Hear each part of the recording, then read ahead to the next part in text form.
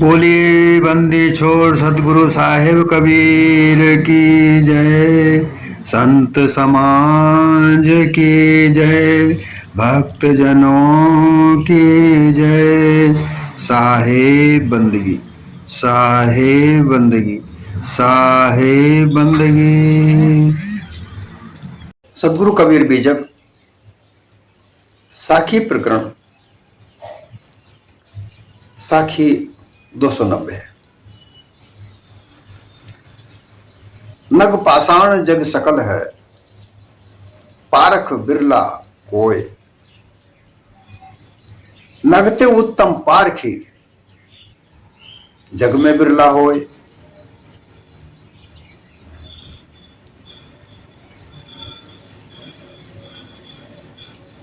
मानव की जीवन रहनी जो है वही उत्तम है।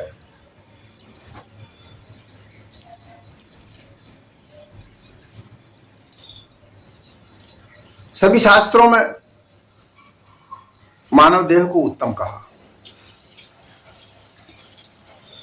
बड़े जतन मानव तन पावा, ये कह करके मानव देव को बड़ा उत्तम कहा।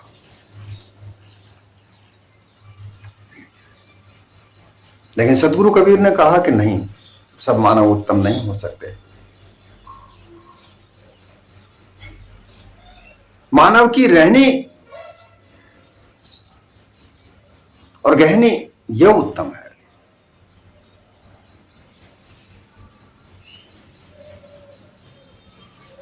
गुण से बड़ा होता है मानव, अवगुण से मानव बड़ा कैसे हो सकता है?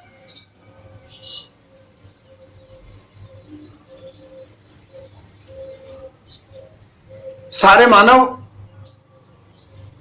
अवगुण भरे हों, उनको उत्तम कहा अगर जाए तो कैसे उत्तम हो सकते हैं?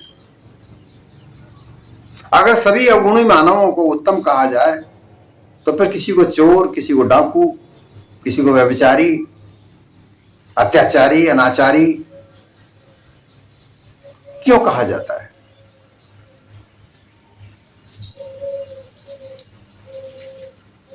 किसी को सदाचारी, किसी को ज्ञानी, किसी को महात्मा, किसी को विद्वान कहा जाता है। क्यों कहा जाता है? अगर मानवी मानव उत्तम है तो फिर ये उपाधियां अलग अलग तरह की, अलग अलग तरह का मान सम्मान, अलग अलग तरह का ऊंचा पद, अलग अलग तरह की रहनी गहनी, ये कैसे हो सकती है? इसलिए सतगुरु कबीर ने यहां कहा कि मानव तेरा गुण बड़ा, मांस ना आवे काज, हाड़ ना आभूषण बने, चाम ना बाजे बाज। अर्थात मानव का गुण बड़ा होता है। मानव मानव मानव सभी का भाव है, मानव बुद्धि कोई बिरला पावे। सभी तो मानव कहलाते हैं, जी रहे हैं सकल पशुओं की तरह, पशु गुणों को धारण करके पशुओं की तरह जी रहे हैं। मानव की बुद्धि तो कोई कोई बिरला ही प्राप्त करता है।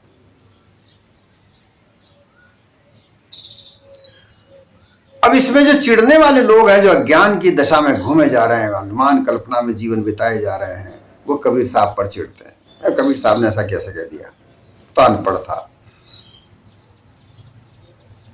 मूर्खता भी हद होती है। अगर कोई वर्ग विशेष का मूर्ख आदमी भी कोई ऐसी बात बोल दे तो उसे तो बड़ा विद्वान कहा जाता है। इस भारत का दुर्भाग्य देखो, क्योंकि इनके शास्त्रों में भी ऐसे कहा जाता है कि शूद्र न पूजई, गुण ज्ञान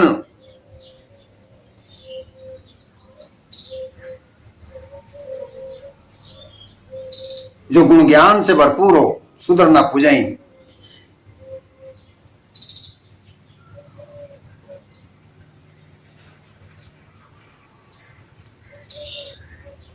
विप्र पूजई गुण ज्ञान विहीना, और शूद्र न पूजई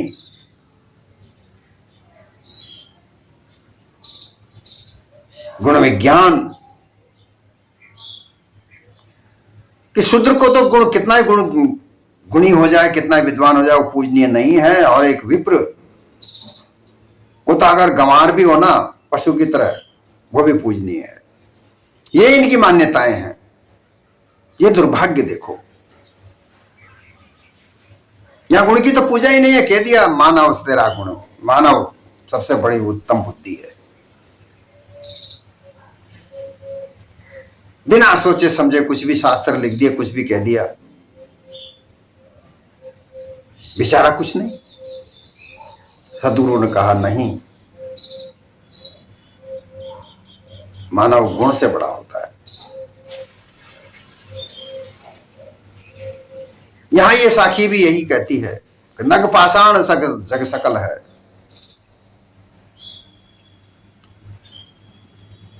नग, इसके पर्यायवाची बहुत सारे हैं। नग को पर्वत कहा जाता है।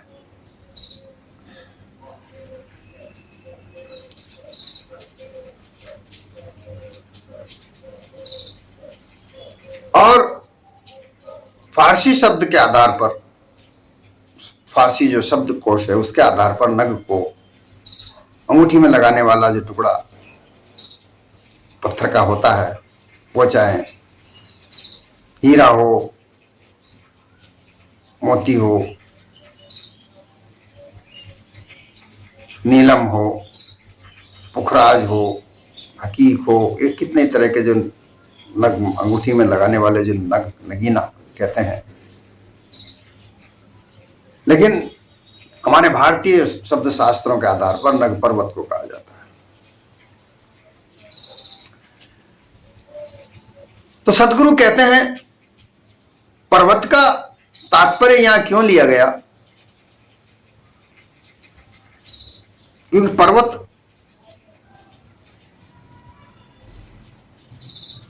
धरती पर सब जगह है, लेकिन विशेष जगह पर है।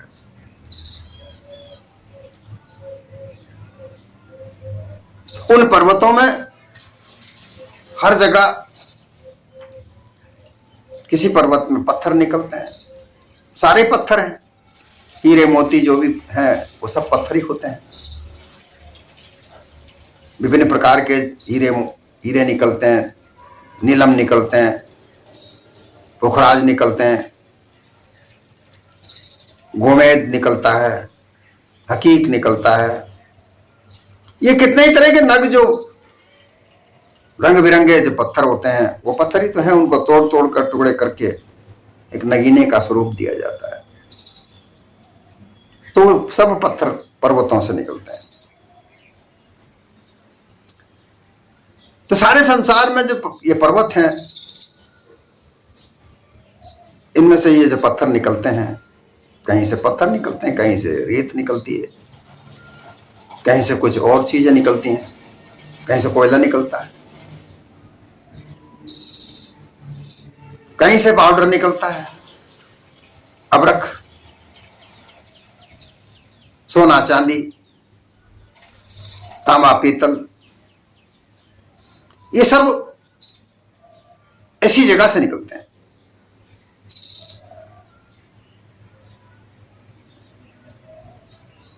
पूरे संसार में ऐसे पर्वत हैं जिनमें से कुछ ना कुछ निकलता है।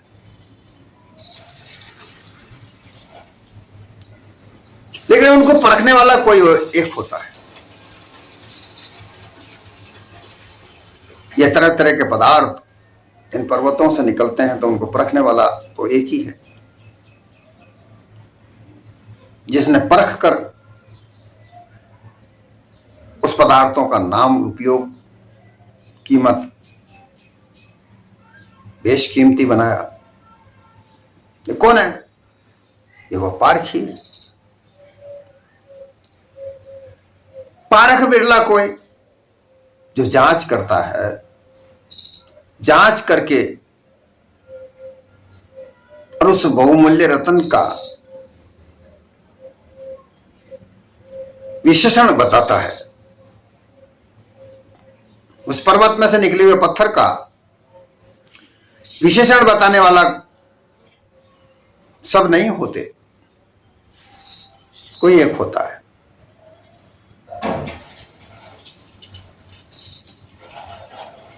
और फिर वो बाजार में आकर के उसकी कीमत लगाई जाती है।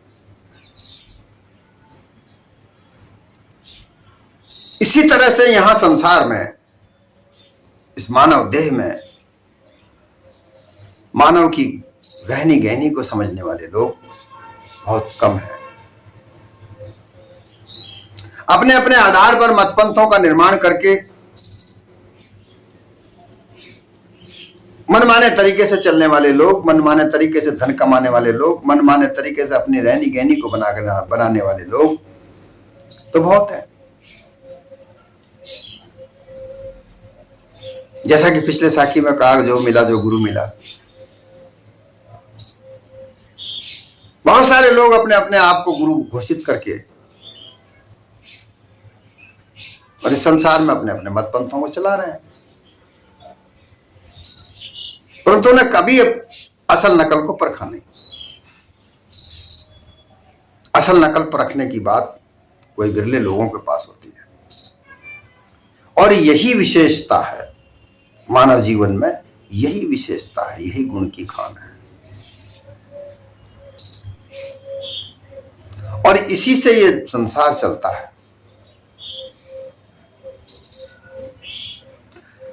गुण अवगुण की पहचान अगर ना की जाए तो कैसा जीवन? मन मर्जी से आदमी चले। जिस तरीके से आज धर्म के नाम पर, संप्रदाय के नाम पर, जाति के नाम पर, ऊंच नीच के नाम पर जो अत्याचार किए जाते हैं, ये जो सामाजिक व्यवस्थाएं बनी हुई हैं, कानूनी आधार बने हुए हैं, न्याय प्रक्रिया चलती है, इसलिए लोग रुके हुए हैं। अन्यथा ये कानून प्रक्रिया ना हो, सुरक्षा व्यवस्था ना हो,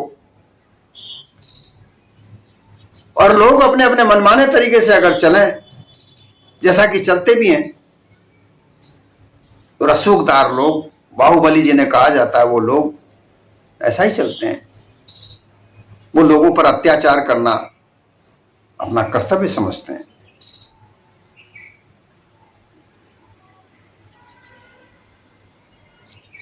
राजनीतिक लोगों को ऐसे लोग बड़े प्रिय होते हैं।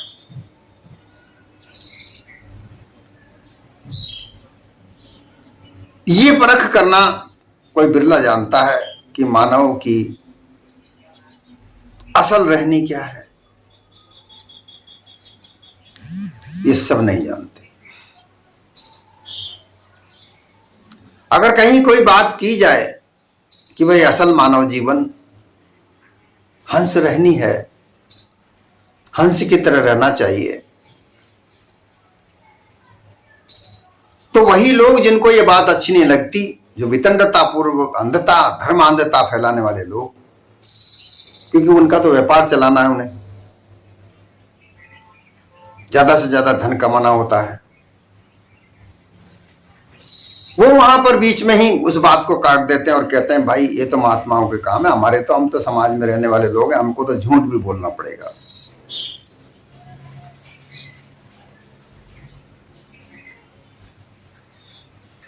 परंतु आप देख लीजिए, जांच करके खुद स्वयं अपने जीवन में देख लीजिए कि जीवन, मानव जीवन जो चल रहा है, उसका आधार कहीं ना कहीं सत्य है।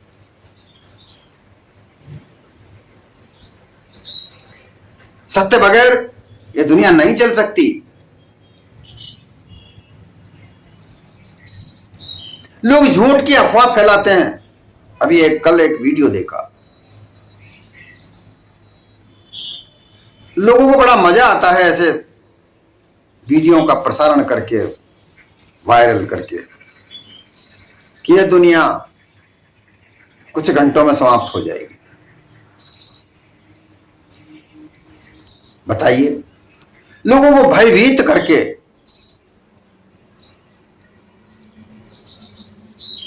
धर्म का, संप्रदाय का, समाज का व्यापार चलाया जाता है, डरा करके, रोचकता के साथ। ये मानव धर्म नहीं है। मानव का धर्म है मानवता से रहे और रहने दे। और मानवता से रहने के लिए इस जीवन को परखा जाता है, जांचा जाता है। जब तक मानव जीवन को परखा निरखा नहीं जाए, तब तक कैसे सत्य और असत्य का निर्णय होगा। निर्भ्रांत होकर अटल अचल विचारधारा को समझकर फिर उसके आधार पर न्याय नीति को अपनाना चाहिए। तब पता चलता है कि सत्य क्या है और असत्य क्या है।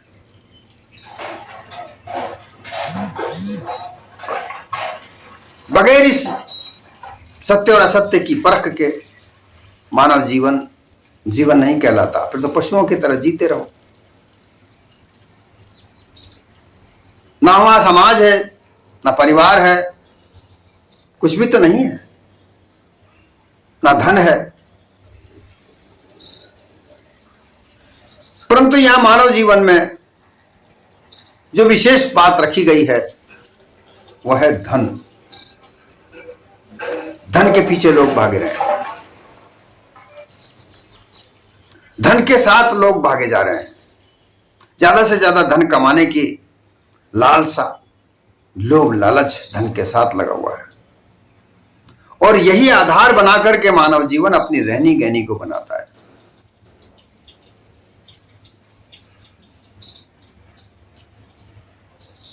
कितनी बार कह सकते हैं कि धन के बगैर कोई भी काम संसार का नहीं होता।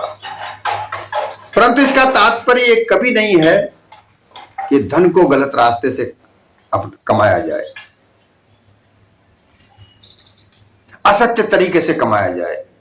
धन अगर असत्य तरीके से कमाया जाएगा, गैर कानूनी तरीके से कमाया जाएगा, असामाजिक रीति से कमाया जाएगा, तो वो मानव नहीं है, वो मानवीय गुणों का आधार नहीं है। वह गुण पशु तुल्य है, एक स्वार्थ भरा जीवन है। उस स्वार्थ के आधार पर अपने जीवन को चलाने वाले लोग ऐसा ही करते हैं। ऐसा करने वाले लोग इस संसार में बहुत सारे हैं।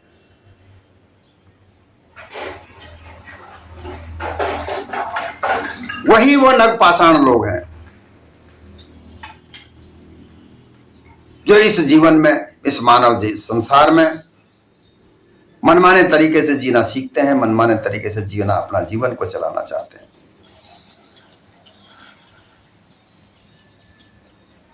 हमें यह समझना चाहिए कि इनसे दूर कैसे रहा जाए, क्योंकि यह जीवन सभी के लिए दूभर है, नुकसान है मानव समाज के लिए। इसलिए सदगुरु कबीर कहते हैं कि यह नगपाषाण जो है संसार में सब तरह है।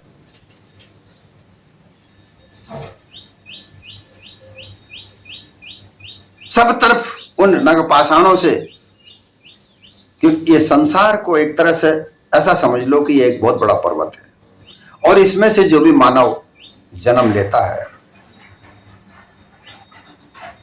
वो सब लोभ लालच के लिए भागे फिर रहे हैं।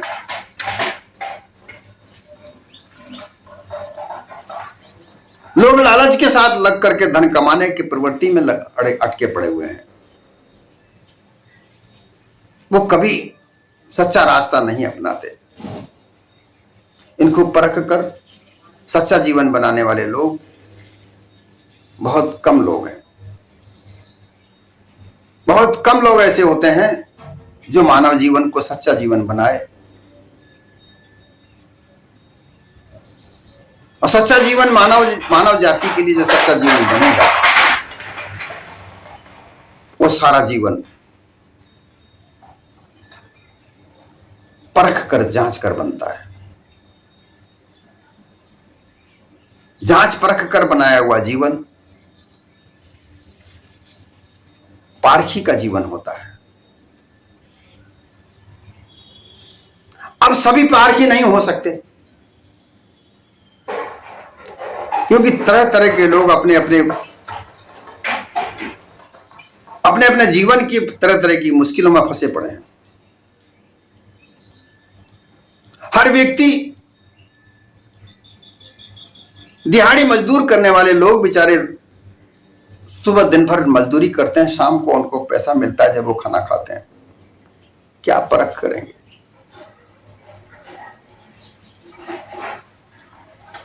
दुकानदारी करने वाले, उनको झूठ से ही सहारा से पर छुट्टी नहीं है, दिन भर झूठ बोलकर अपना व्यापार करते हैं। जांच परख कर सच्ची रहनी गहनी का उपदेश देवे तो कौन देवे? तरह तरह के मत पंथ के वाले लोग केवल अपना व्यापार चलाने वाले लोग हैं। उन्हें तो अनुमान कल्पना से ही छुट्टी नहीं है। अनुमान कल्पना में फंसकर लोगों को गुमराह करने में लगे हुए हैं।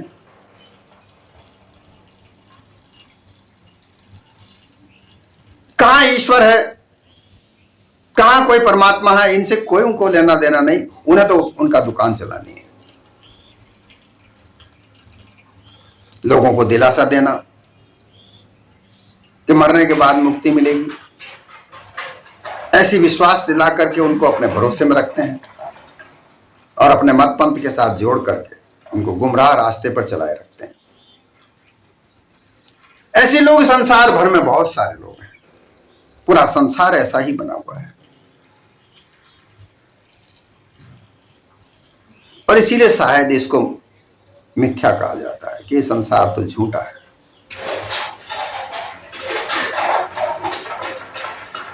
कहे कबीर ये जग झूठा, कहे कबीर ये जग अंधा, अंधा झूठा। ये संसार इसीलिए कहा जाता है कि ये पारख नहीं रखता, परखता नहीं है, जांचता नहीं है। ये मन के आधार पर उन मन में जो लहरें होती हैं, मनसाएं होती हैं, मन शायर मनसा लहरी। मन को एक समुद्र कहा जाता है। जिस तरीके से समुद्र होता है उस तरीके से समुद्र ये मन है और उस मन में कई तरह के हजारों प्रकार की, लाखों करोड़ों तरह से जो लहरें उठती हैं, उसी तरह से मन में भी इच्छा आशाओं की लहरें उठती हैं और उन लहरों में ये चेतन स्वरूप जीव बहता हुआ अपने आप को बंधनों में बांधता है। ये इसी तरीके से धारा प्रवाह में चला जा रहा है, बहता हुआ। अब इससे बचे तो कैसे बचे? इसलिए यहां कहा है कि पारख बिरला कोई, इन सबको समझने वाला, जांचने वाला कोई पारखी, कोई बिरले होते हैं।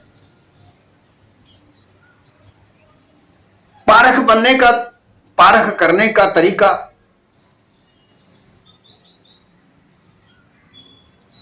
समझ लो, जिसको आ जाता है वो सत्य और असत्य का निर्णय तुरंत करता है, वो मान्यताओं में नहीं बनता। और वही व्यक्ति मानव जीवन को उपदेश करने वाला होता है। उसी के उपदेश को सुनकर लोग अपने जीवन की रहनी गहनी को बनाते हैं। सत्य के आधार पर रहनी गहनी जो बनती है वो पारखियों के आधार पर बनती है, जो सबसे पहले परखते हैं। और ये परख सर्वप्रथम सदगुरु कबीर ने घोषित किया। पारख सिद्धांत का जो सिद्धांत दिया सदगुरु कबीर ने दिया कि मतपंथ तो अनेक है इस संसार में, धर्म भी अनेक है, लेकिन उनको जांचो परखो कि इनमें सत्य क्या है और असत्य क्या है। इनमें जो सत्य है उसे धारण करो और असत्य का त्याग कर दो, तभी असल मानव जीवन का निर्माण होगा। उन्होंने ऐसा कहा, ऐसा समझाया। सतगुरु कबीर के उपदेशों पर चलने वाले लोग, उनके सिद्धांत पर चलने वाले लोग बहुत बिरला लोग हैं। कबीर पंथ में भी बहुत सारे पंथों का निर्माण करके लोग वही पुराने ढकोसले पर चल रहे हैं। कोई तो शब्द को गुरु मानता है, कोई कबीर को परमात्मा कहता है, कोई क्या कहता है, कोई क्या कहता है। तौर तरीके अपने अपने अलग अलग बना करके वही पुराने हजारों साल के अध्यास में घुसे पड़े हैं।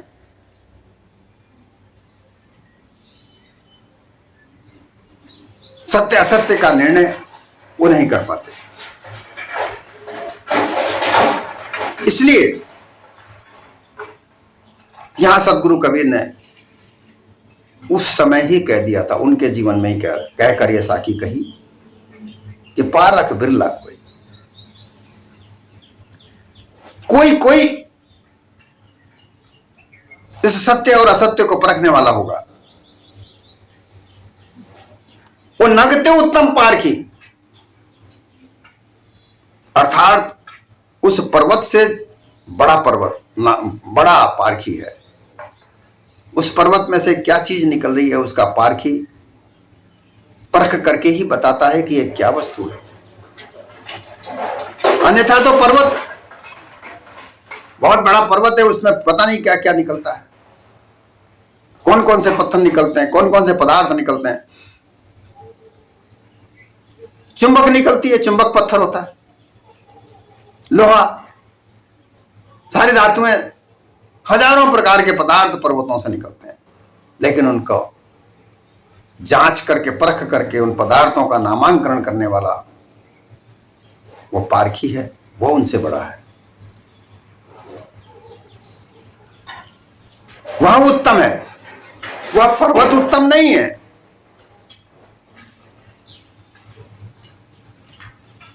उससे उत्तम वह पारखी है जो उस पर्वत में से निकलने वाले पदार्थों का निर्माण करता है, तरह तरह की वस्तुओं का निर्माण करता है, परख कर जांच कर, और उससे ये मानव जीवन का उपभोग उपयोग होता है।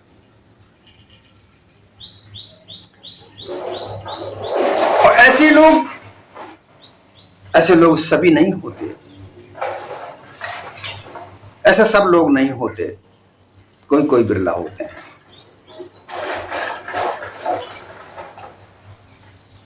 सब लोग लगे हुए हैं उन नग पाषाण, जो पत्थर, पर्वत में से जो तरह तरह के पत्थर निकाले जाते हैं, कि बेशकीमती पत्थर निकलते हैं, उनका व्यापार करने वाले लोग उस पारखी के आधार पर ही उन पत्थरों का व्यापार करते हैं। अगर वो पारखी उन पत्थरों का परख कर, जांच कर, नामांकन नहीं करता, उनका मूल्य नहीं बताता, तो व्यापारी क्या व्यापार कर लेता।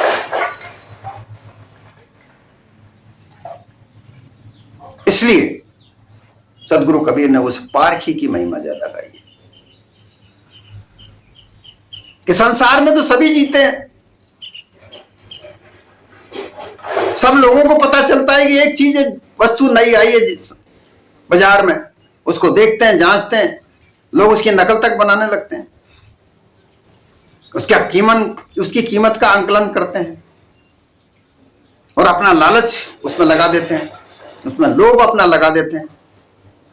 लेकिन वह पारखी उत्तम है जिसने उस पारख करके मिट्टी में से कोई पत्थर निकालकर उसकी कीमत बताई, उसका उपयोग बताया, उसे बेशकीमती बनाया। वह पारखी तो हुआ।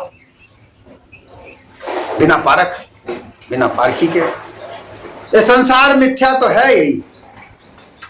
इसमें से सत्य भी इसी में से निकालने वाला पारखी होता है, क्योंकि संसार में सत्य भी है और असत्य भी है।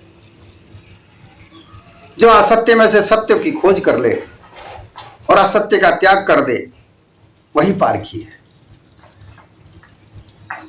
और उसी की महिमा इस संसार में ज्यादा होती है, वही उत्तम व्यक्ति होता है।